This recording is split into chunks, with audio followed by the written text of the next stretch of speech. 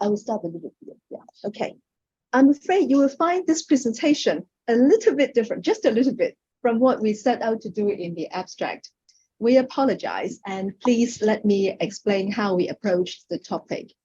At first, we identified a number of daily life practices that reflected the value attached to the importance of living with, not conquering, nature that are common among the Uyghur people, home and abroad. As we are doing our research, we came to notice that perhaps a few objects manifest the phenomenon that we wanted to describe about the Uyghur identity even more clearly. So we have changed direction from talking about behavior to talk about objects. Our core concern remains. We are exploring the relationship between nature and culture in the Uyghur identity and the role affect plays in the formation of this identity. Here. So this slide belongs to the previous paragraph. So perhaps I will explain a little bit about the Uyghurs, because unlike in previous conferences, not everybody here is from China Studies. So the Uyghurs are the people living in the present-day Xinjiang Uyghur Autonomous Region in northwest China. This Uyghur homeland traverses a vast expanse of desert and oasis in the region commonly known as the ancient Silk Road. So Silk Road is not actually a route, it is a region. The language is a Turkic language presently written in the Arabic alphabet, although there are also alternative writing systems using the Latin alphabet. So I want to share with you a few images. The scenarios are totally authentic, but the color is not, because if you're in Xinjiang, you do not see things in this brilliance, because the oasis towns are all covered in a layer of sand from Taklamakan, so you actually don't see the brilliance of the color like here. But the scenarios I find very authentic. I also want to share with you the sound of the language.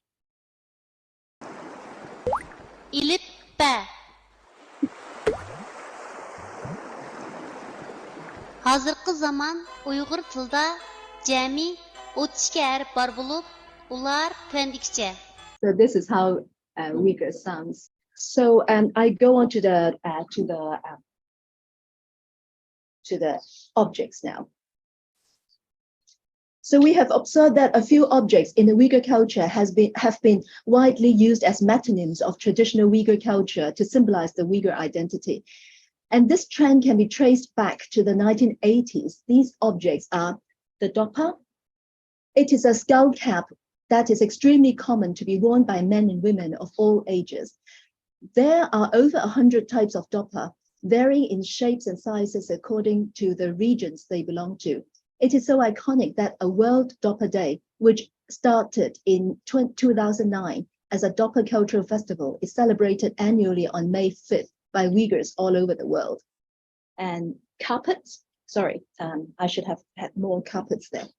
Or fell, because Ahmed was reminding me that not every family have the money to buy carpets, so they would have felt blankets instead. In Uyghur homes, the floor and day beds are usually laid with carpets or felt blankets made with different materials in different thicknesses according to what can be afforded by the family. Xinjiang is famous for carpet production because of the wool it produces. Carpets over 2,500 years of history have been found in archaeological digs in the region. The third object is atlas silk. It is a type of silk that is produced by the Bombus mori, I think the silkworm is called, and weaved into the materials of a limited width. It is widely known in the English-speaking world as ikat silk. The pattern of the atlas silk is an iconic pattern in both male and female clothes. And she's just got the best actress in the Cannes Award, and she's wearing a dopa and an atlas scarf. And naan bread. It is the staple flat bread in Uyghur diet.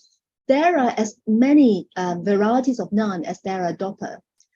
Naan is very special for the Uyghur people. In weddings, for example, one important ritual in the ceremony is to have the couple eating the naans dunked in salty water after the imam announces that the marriage is recognized. Also, one must never throw away any naan, always still step on it. Naan crumbs should be carefully swept up and left on high places for birds to eat. And then musical instruments. It is important to clarify that we're not talking about music, we're talking about music instruments. Uyghur instruments are made of wood from mulberry trees, which is one of the most common trees in Xinjiang. They are not only used to play music, but also as decoration, and not only in restaurants and entertainment venues, but also in many Uyghur homes outside their homeland, such as in Beijing or in Europe, even if nobody in the family can play. And interestingly, these objects make up nothing short of a small cosmology foregrounding the interface of the human being with nature. The dopper is the interface between the head and the sky, the carpet between the feet and earth, atlas made into clothes interface the skin, which is the largest organ of the human body, and air.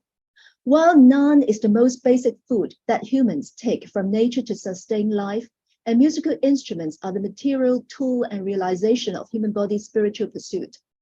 The fact that all these iconic objects of the Uyghur culture and identity bear such an intimate connection with nature cannot be taken as coincidence, but calls for a closer exploration.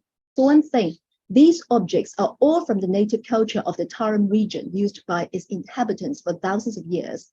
They were not brought in by the nomadic people later, the nomadic later comers, because these objects are all derived from the local environment.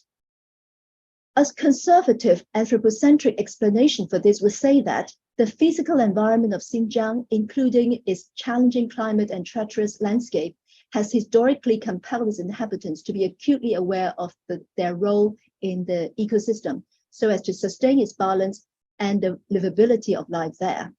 The force of nature, they would say, is the most challenging force that the indigenous people have had to wrestle with. All the histories and experiences of this condition of life are condensed on their use and reliance on these objects. Therefore, they have become most relevant and expressive of the Uyghur identity. But then this would relegate the objects into being mere utilities and suppress what material eco-critics describe as the agentic materiality of these objects.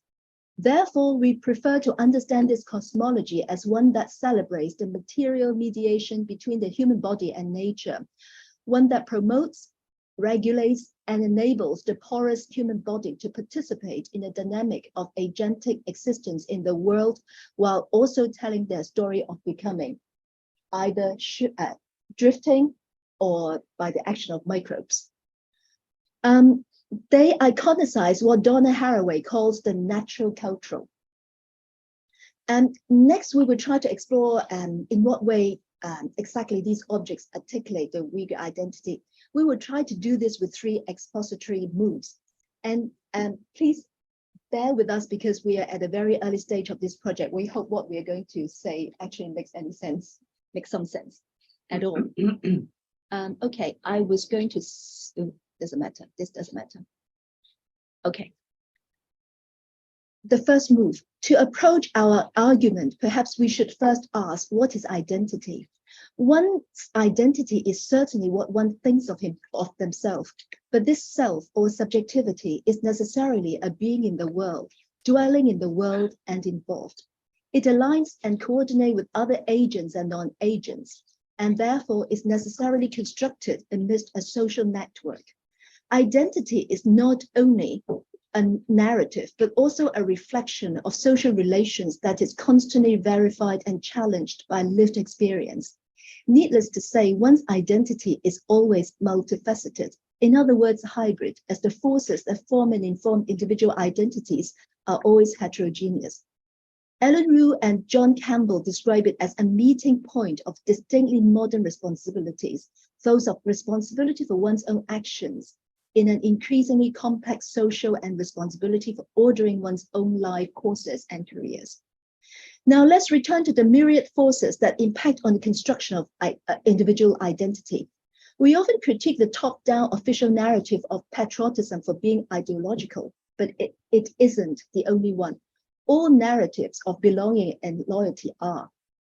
Which narrative an individual subscribes to cannot simply be the result of discursive wars vying for narratorial dominance and ideological hegemony, since any narrative of identity would be checked by social relations as lived and experienced.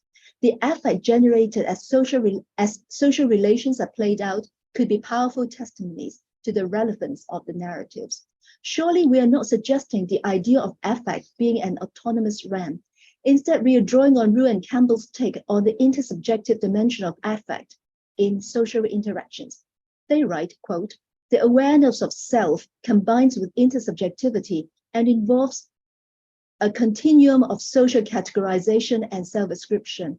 Identity concerns what you consider you belong to, both at the level of ideas and explanation, but also in terms of emotional experience and the expression of affect.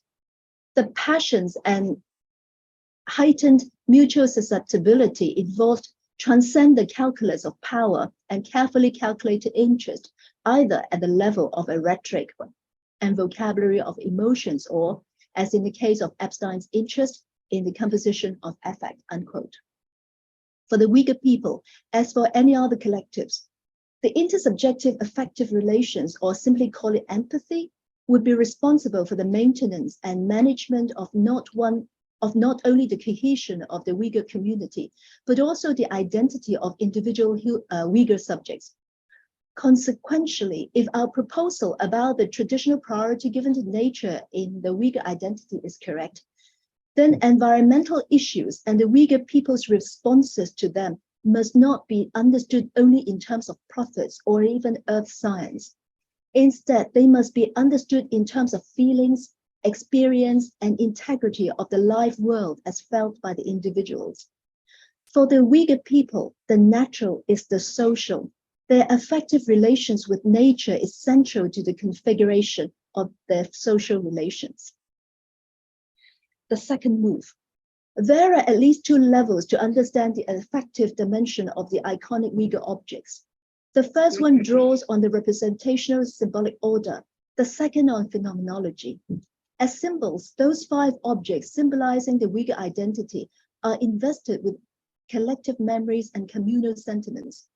The more iconic the objects are, the more efficient they are in evoking affect that are associated with the Uyghur identity.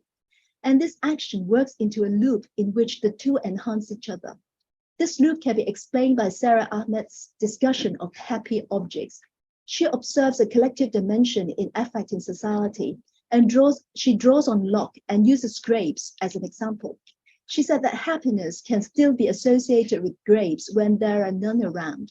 Firstly, by the anticipation of pleasure on the part of the people who have acquired the taste, and secondly, with the transmitted affect to other people by the mechanism of empathy. The affective action of the iconic Uyghur objects happens in the same way. For the phenomenological perspective, Jonas Reitman points out that objects are worlding. They gather in themselves in their own ordering the world that is shared by their owners or users. In our case, we would like to add that because objects are worlding, they provide access to their humans and accumulation of histories and histrionics of the world they constitute together. This is why sometimes we find the sight or the sound or the smell or the touch of them overwhelming. This is exactly what makes the iconic Uyghur objects so effectively powerful. They are iconic, not as museum objects from archaeological digs or the hands of great artists. Instead, they are daily life, personal or household items that everybody owns. When a Uyghur person holds a dopper in their hand, they are immediately accessing their personal histories as witnessed and shared by the dopper. The personal phenomenology, every time is a mouthful. Their personal phenomenological world also at once overlaps with the collective symbolic world embodied in the dopper. When the personal converges with the collective, identification or identity happens. This convergence is sustained by the powerful agent generated from the symbolic collective and the phenomenological personal meanings, both residing in the Doppler. There is one more aspect of the object's affective capacity. Material eco-critics Serenella Iovino and Serpai Opperman have coined the expression storied matter to describe the narrative potential on the part of matters to tell their own stories, not as passive witness to human stories, but as agentic narrators that go through changes in themselves and the world around, and causing changes in the world around. Among the 5 iconic Uyghur objects we discussed here, the carpet is the best example of this. Archaeological digs have unearthed carpets from different ages, and some of them are displayed in museums. Their own stories and histories are expressed with the tears and wounds which are central to the carpet's own being. The conditions are the result of the experience of the same world that the Uyghur people have also experienced. The empathy they have for the carpets carried a collective historical dimension. The third move, this will be quick. In the novel, The Museum of Innocence by the Turkish novelist Orhan Pamuk, the protagonist Kemal has developed an obsession of his former lover Füsun, which could only be alleviated by collecting objects associated with her. He is ashamed of his own obsession, but is unable to overcome it. After Füsun's death, Kemal turns the house she lived in into a museum displaying the objects he has collected for the public to visit. In the first-person voice of Kemal, the novel concludes in the last chapter saying that if the objects that bring us shame are displayed in a museum, they are immediately transformed into the possessions in which to take pride. From being Füsun's things to being collected and displayed, the objects have experienced, some might say, sublimation, but we can also describe as a transmutation of their affective capacity as the situation change. A comparable transmutation happens to the Uyghur objects we are concerned with here, when these objects as utility, that is daily life items, are taken as objects for contemplation, that is symbols of their Uyghur identity. The functional facet recedes and their affective aesthetic facets comes to the foreground. For example, Uyghur people no longer wear the doppel every day like their forefathers did. Instead, they celebrate it with a designated festival. Like reflected glory, the aesthetic quality of their objects becomes endowed on the world they gather in themselves and confers a further affective intensity on them as symbols of their Uyghur identity. It is more powerful because the aesthetic quality makes it beautiful, and to have those beautiful objects as metonyms to channel one's reflection and affect for one's own history and people, it might help to make even horror bearable. And next, of course, we would need to, not now, to flesh out the element of nature in this identity in greater detail. But what we are trying to do is to work nature into the Uyghur identity in a less anthropocentric manner. Perhaps that is something the second stage of our project should do. Thank you.